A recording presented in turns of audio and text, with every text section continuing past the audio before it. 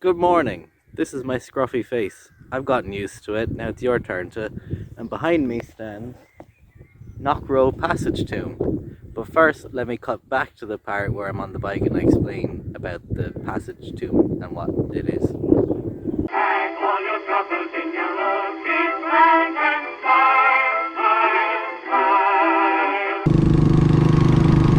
smile. Good morning, and welcome back to Bullet Wanderer.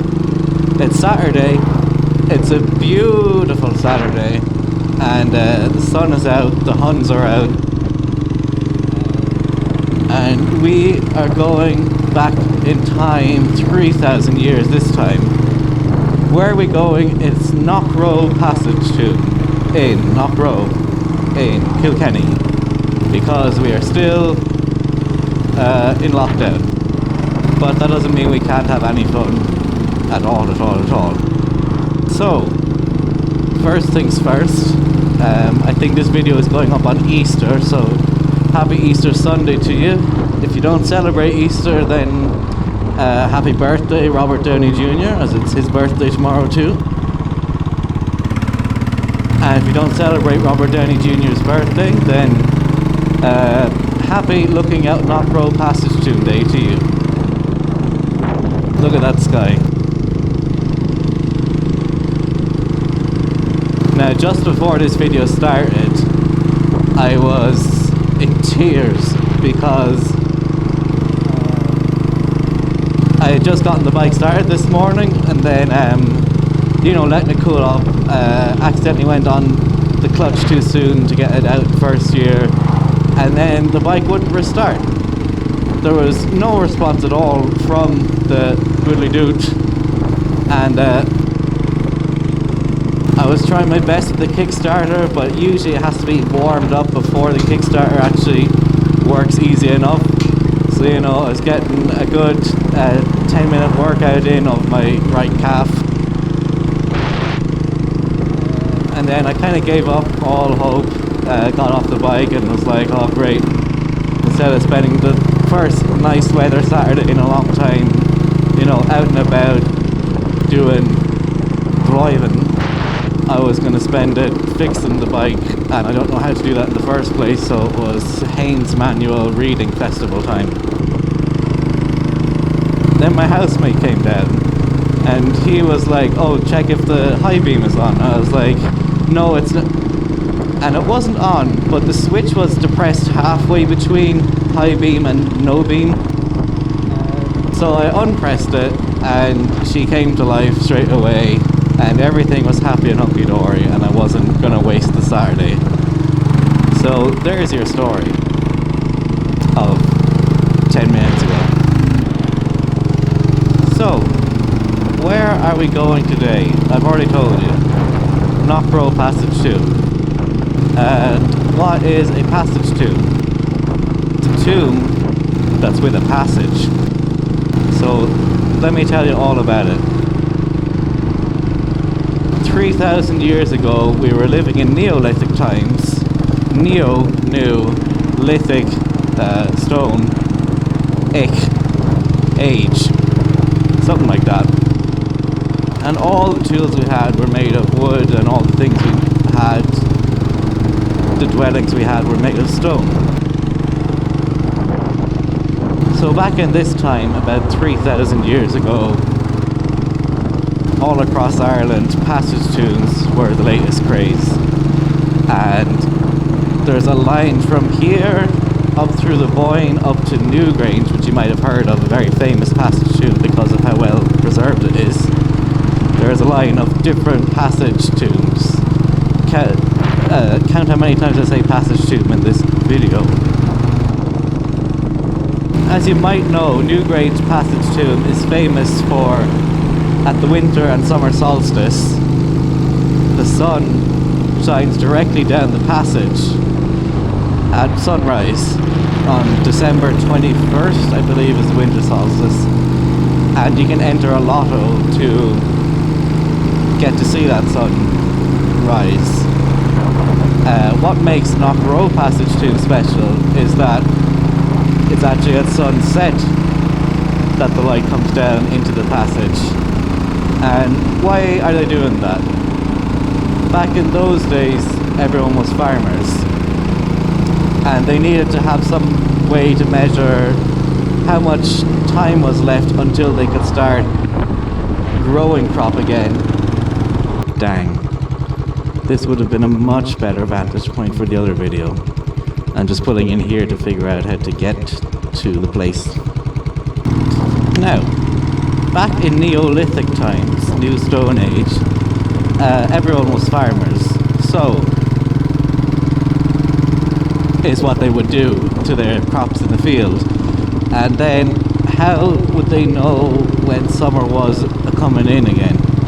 The answer is to use passage tombs and use the light of the sun. You can to judge when the days were going to start getting shorter and the days were going to start getting longer.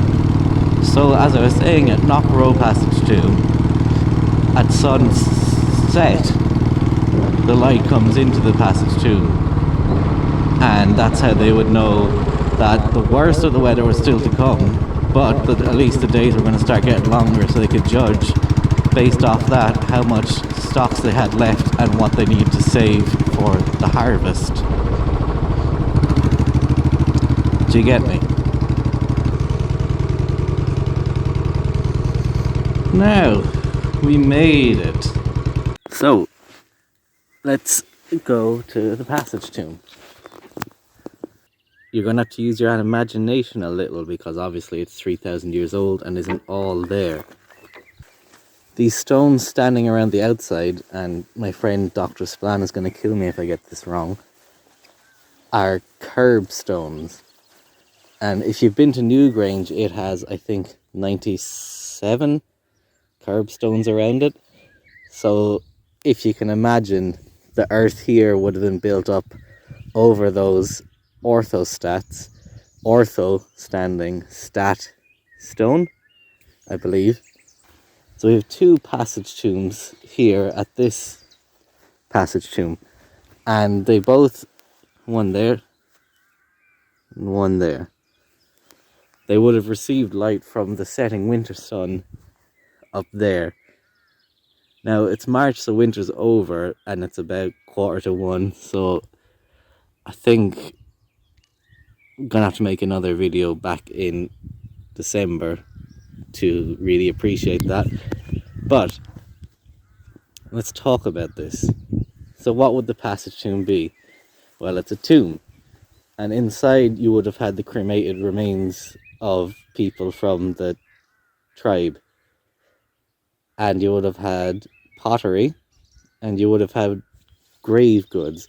Now, what are grave goods? Grave goods are goods at the grave, and they would have been things like little artifacts. That doesn't explain much, does it? It would have been like personal belongings to the people. So to give you an example, at Viking tombs, they would have been, their grave goods would have been things like, you know, their swords, or maybe their helmet, something that was like of significant personal belonging to them. In here, I believe it was things like deer antlers and stuff. It was a different time back then. People liked things like that. I don't want to step directly in through, because that would probably damage the site, but you can step over the mound. So let's have a look at some of the orthostats. Now, hopefully you'll be able to make out what I'm seeing, but on this one you can see patterns. And these would have been drawn by the people back then. No, not drawn, carved. And they would have had meaning to them. Obviously the meaning is lost today, but we can take some guesses. They're similar to the ones up in Newgrange, with the spirals and triscles and chevrons and things like that. I think there are some spirals on one of these, so let me just find that for you.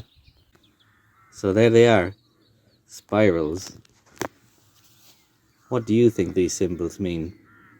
My money is on something to do with the sun, because that would make the most sense, because it's round. But could mean something else. It could be like a representation of the mound itself. or something different, maybe wind. But that's looking at it through a modern eye. So you have to imagine you're a caveman of the times. I think this stone has more patterns. I can't quite get in to see, but my phone can, so editing me will have fun looking at those. So I made a mistake. This western passage would have received the setting sun, but the eastern passage here, the rising sun, is what would hit the back wall there. Now, most of the archaeological work done here was carried out by Maris O'Sullivan in the 1990s, and she's a woman from UCD, a college in Dublin. So we have her to thank for most of the information we know about this, her and her team. Now, to wrap up this video, if you were to travel back in time and ask the ancient Neolithic people, how'd you do it? How'd you carry all these heavy stones from like miles away, because it would be miles away, from the seaside maybe, to bring them here, and like how'd you do it without like cranes and stuff?